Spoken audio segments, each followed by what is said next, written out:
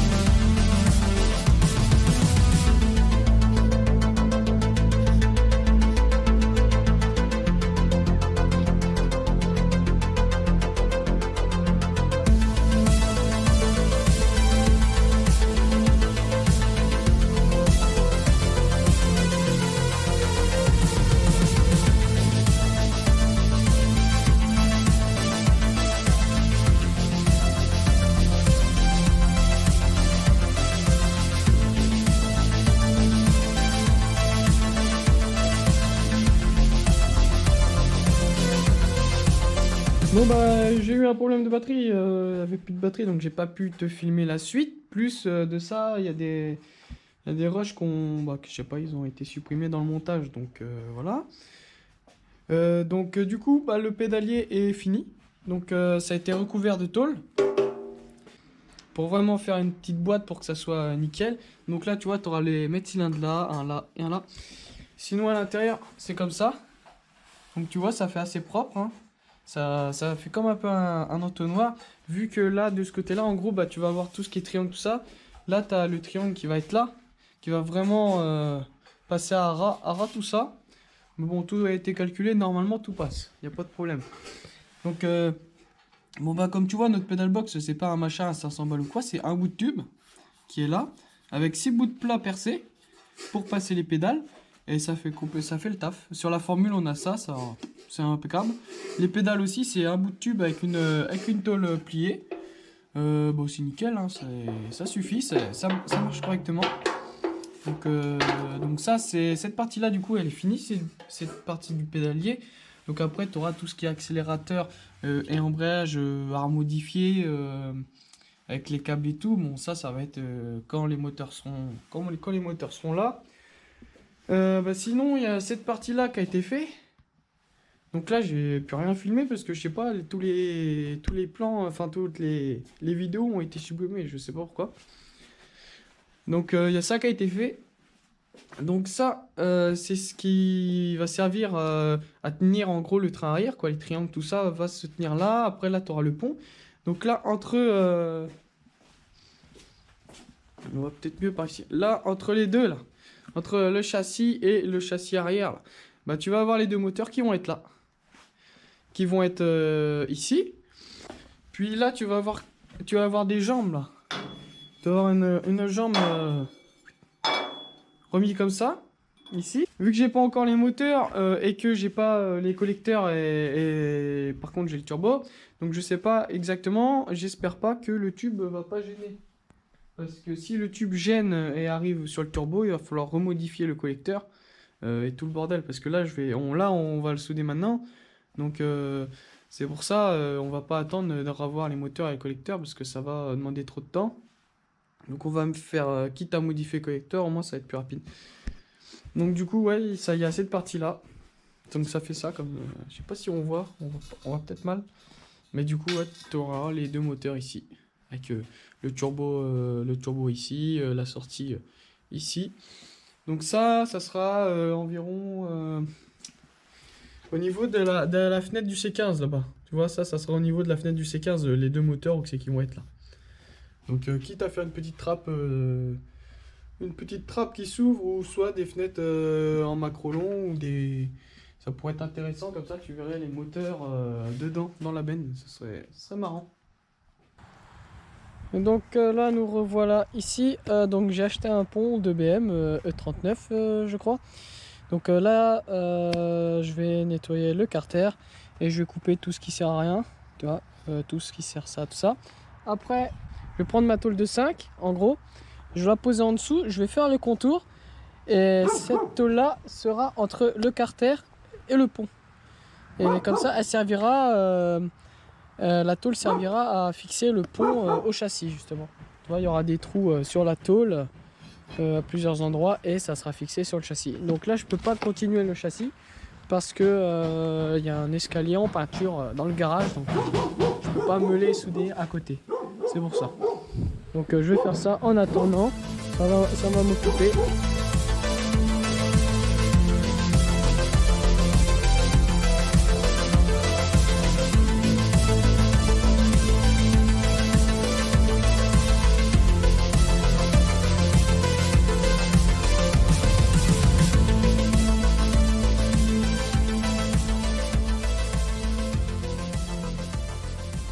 Bon voilà, on a allégé le carter du pont.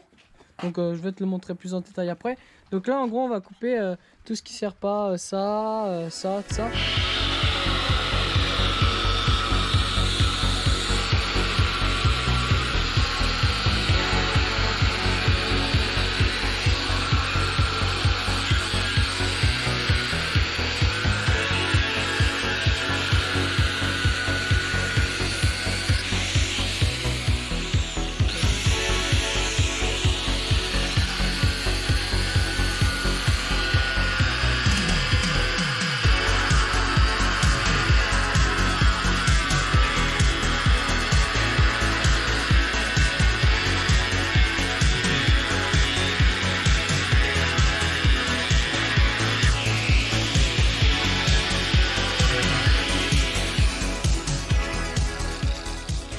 Alors ça, tu vois, en usine, des fois, c'est des posages pour les usinages. Donc ça sert à rien. Donc tu peux le couper. c'est du poids. Et le poids, c'est mal.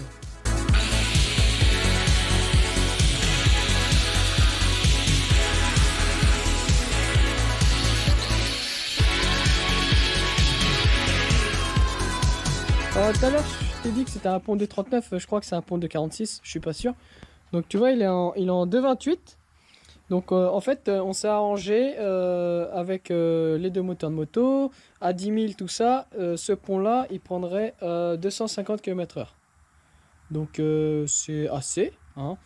Ça sert à rien d'aller à 300 parce qu'il faut réussir à les prendre les 300. Tu vois, c'est pas en démonstration ou en course que tu vas prendre les 300 par chez nous, quoi. Donc on s'est arrangé à que ça aille à 250. Je trouve que c'est pas mal. Le but là, 250, c'est que ça fasse un petit peu comme l'Onicorn de Ken Block. Tu vois, moi j'adore tu vois, les passages des 6 vitesses assez rapidement. Je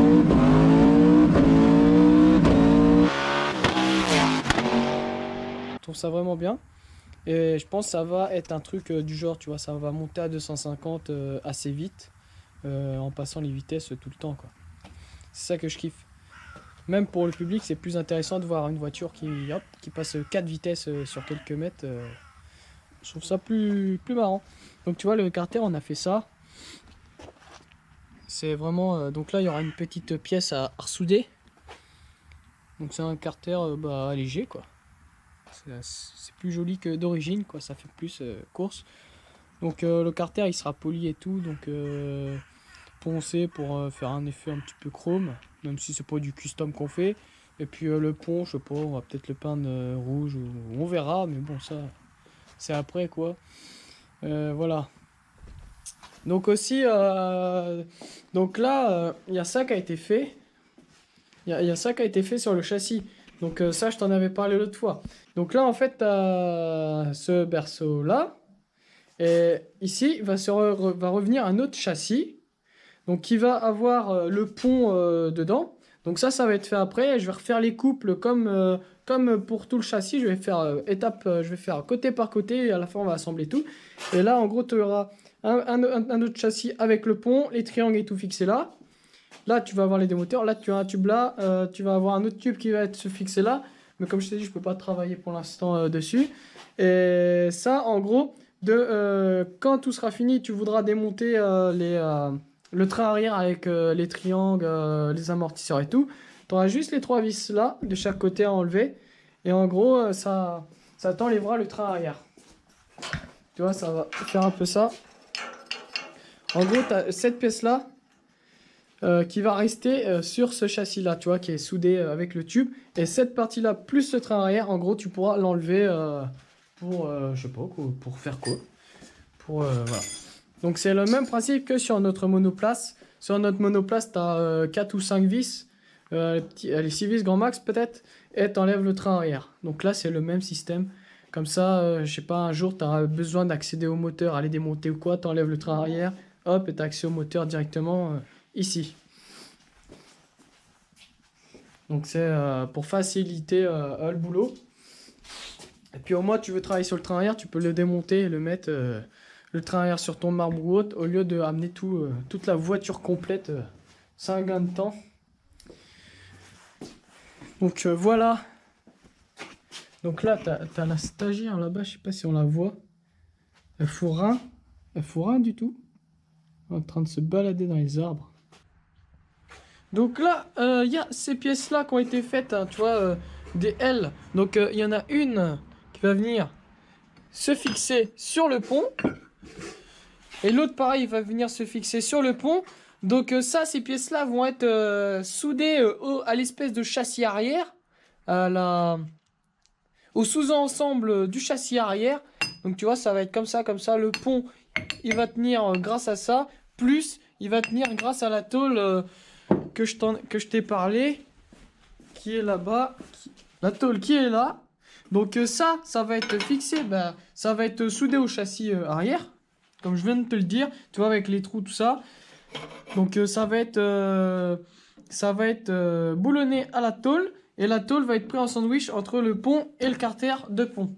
Donc là, il y aura les trous à faire pour fixer la tôle au carter. Et après, tu auras les trous à faire là pour fixer ces tubes-là à la tôle. Donc comme ça, vraiment, le pont sera tenu euh, par la tôle qui sera en sandwich et par les deux ailes qui seront à l'avant du pont.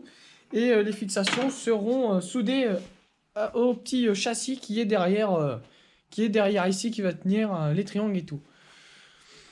Donc ça c'est fini, ça c'est les tubes du haut sont finis.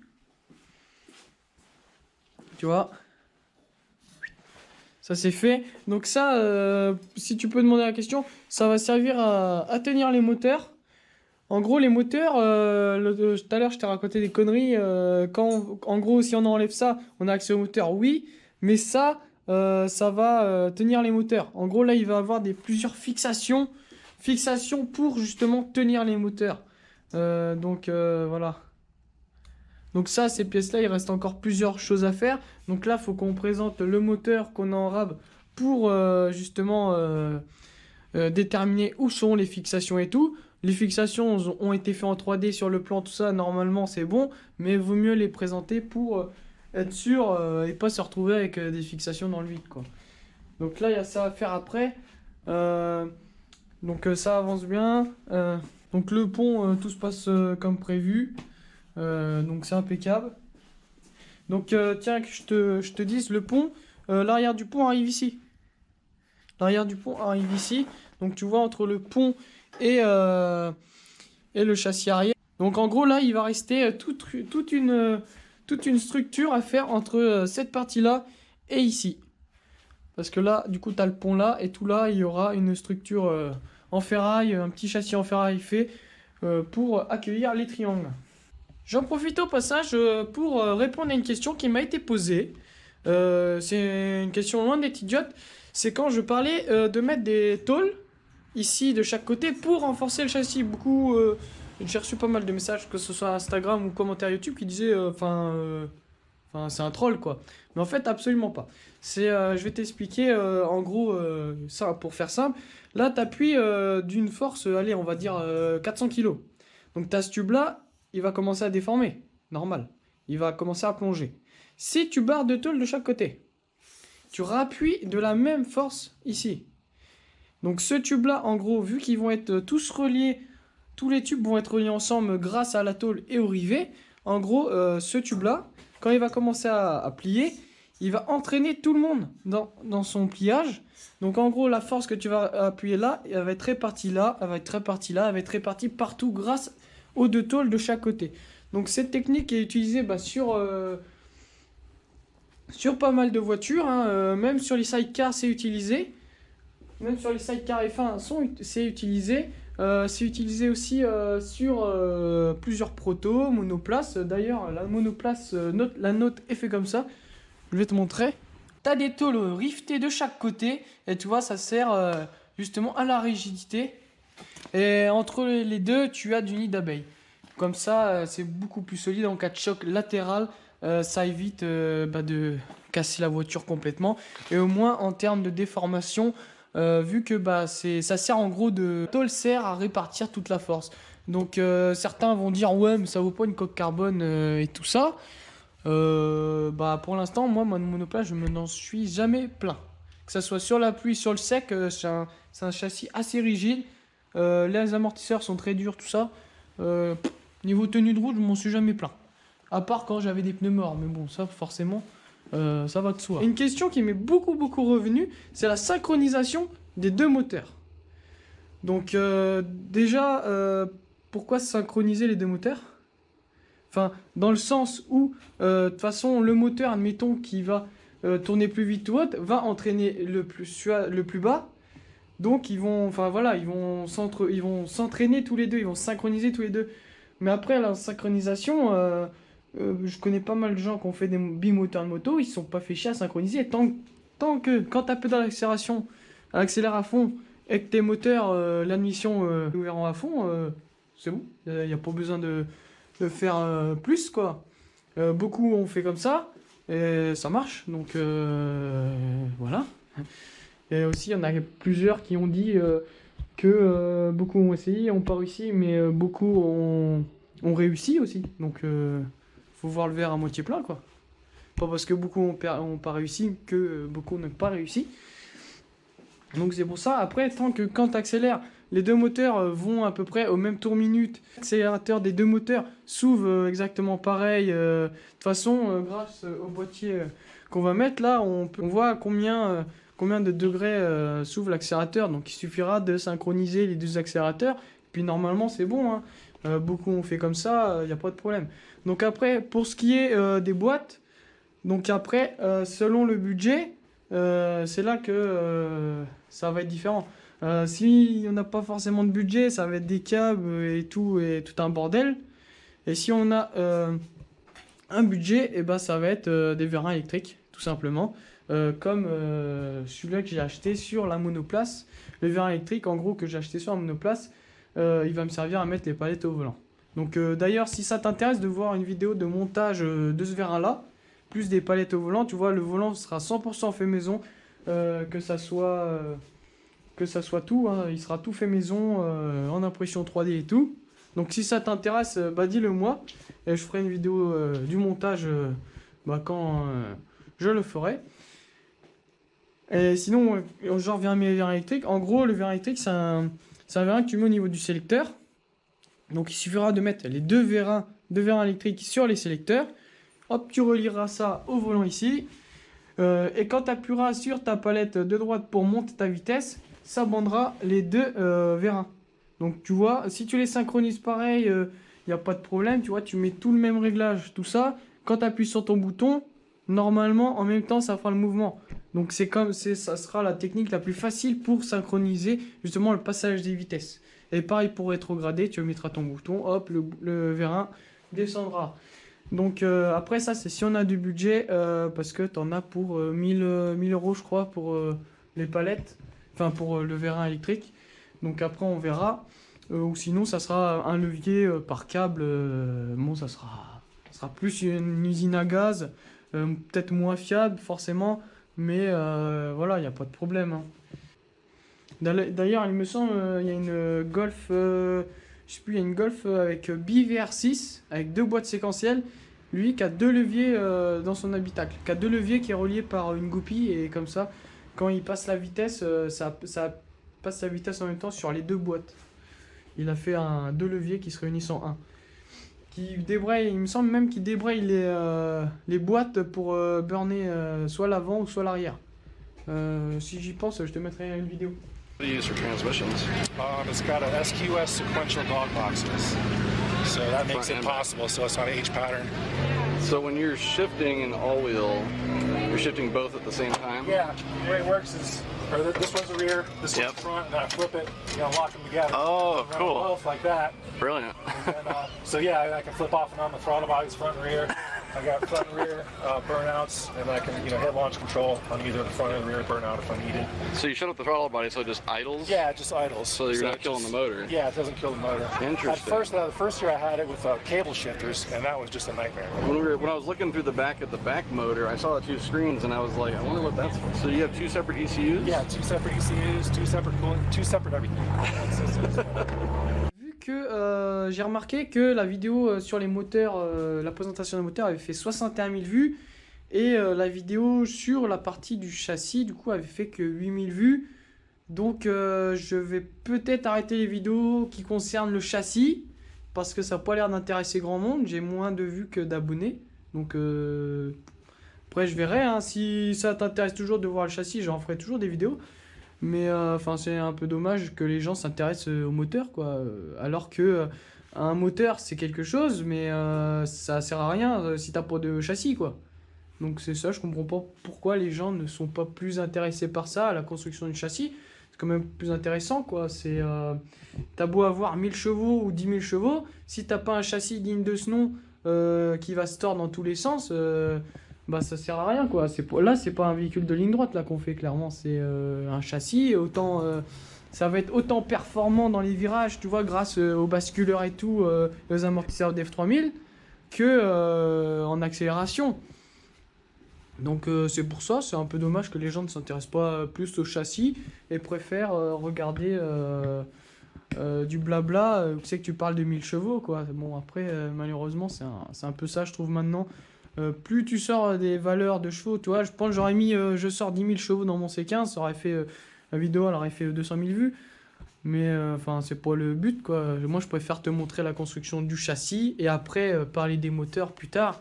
Parce que, comme je l'ai dit, un moteur, c'est rien si t'as pas le bon châssis, quoi. Tiens, au cas où, là aussi, il y a un autre châssis. Donc, bah, si tu l'as reconnu, mets-le en commentaire, hein. C'est un châssis d'anglaise, on va dire. C'est un réplica de châssis anglaise, hein. Je te laisse deviner c'est quoi. C'est sur cette image de ce châssis que je te laisse. Je te dis à une prochaine vidéo, la suite au prochain épisode.